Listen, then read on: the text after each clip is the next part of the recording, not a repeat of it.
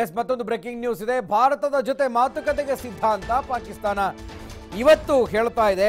ಸಂಧಾನ ಮಾತುಕತೆಗೆ ಇದೀಗ ಪ್ರಧಾನಿ ಇಮ್ರಾನ್ ಖಾನ್ ಮುಂದಾಗ್ತಾ ಇದ್ದಾರೆ.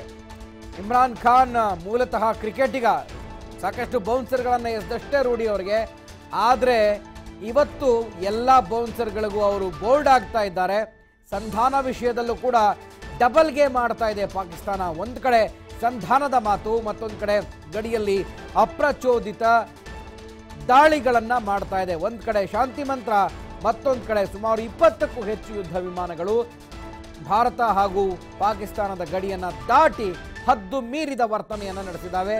ಪೂಂಚ್ ವಾಯುಗಡಿಯಿಂದ ಸುಮಾರು 10 ಕಿಲೋಮೀಟರ್ ದೂರವನ್ನು ಕ್ರಮಿಸಿ ಭಾರತದ ಗಡಿಯನ್ನು ದಾಟಿ ಒಳಗಡೆ ಬಂದಿದ್ದಾವೆ ಅನ್ನುವಂಥ ಮಾಹಿತಿ ಲಭ್ಯ ಆಗಿದೆ. ಸೇನೆ ಇದನ್ನು ದೃಢಪಡಿಸಿದೆ.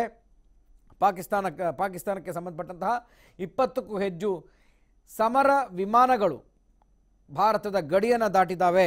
ಸಂಧಾನಕ್ಕೆ ಸಿದ್ಧಾಂತ ಪಾಕ್ ಹೇಳ್ತಾ ಇದೆ. ಆದರೆ ಈಗ ವಿದೇಶಾಂಗ ಸಚಿವರು ಅದಕ್ಕೆ ತಿರುಗೇಟನ್ನು ಕೊಟ್ಟಿದ್ದಾರೆ. ಮೊದಲು ಅಭಿನಂದನ್ ಅವರನ್ನ ರಿಲೀಸ್ ಮಾಡಿ, ಆಮೇಲೆ ನಿಮ್ಮ ಮಾತುಕತೆ ಏನಿದೆ ಅದನ್ನು ನೆಕ್ಸ್ಟ್ ನೋಡೋಣ, ಅದು ನೆಕ್ಸ್ಟ್ ಆಪ್ಷನ್ ಅಂತ ಈಗ ಸ್ಪಷ್ಟಪಡಿಸಿದ್ದಾರೆ. ಇಷ್ಟೆಲ್ಲದರಲ್ಲೂ ಕೂಡ ಒಂದು ಕಡೆ ಶರಣಾಗತಿ ಸಂಧಾನದ ಬಗ್ಗೆ ಇಮ್ರಾನ್ ಖಾನ್ ಮಾತನಾಡ್ತಾ ಇದ್ರೆ, ಮತ್ತೊಂದು ಕಡೆ ಪಾಕಿಸ್ತಾನದ ಸೇನೆ, ವಾಯುಸೇನೆ ಗಡಿಯ ರೇಖೆಯನ್ನು ಉಲ್ಲಂಘಿಸಿ ಈಗ ಅಲ್ಲಿ ಅಪ್ರಚೋದಿತ ದಾಳಿ ನಿನ್ನೆ ಬೆಳಗ್ಗೆಯಿಂದ ನಡೀತಾ ಇದೆ. ಈಗ ಗಡಿ ರೇಖೆಯನ್ನು ಉಲ್ಲಂಘಿಸಿ, ಸೀಮೆಯನ್ನು ಉಲ್ಲಂಘಿಸಿ ಅವು ದಾಳಿಯನ್ನು ಮಾಡೋದಕ್ಕೆ ಅಂದರೆ ಗಸ್ತು ತಿರುಗಬೇಕಾದ್ರೆ ಆ ಒಂದು ಘಟನೆ ಕೂಡ ನಡೆದಿದೆ ಅನ್ನುವಂಥ ಮಾಹಿತಿಯನ್ನು ವಿದೇಶಾಂಗ ಇಲಾಖೆ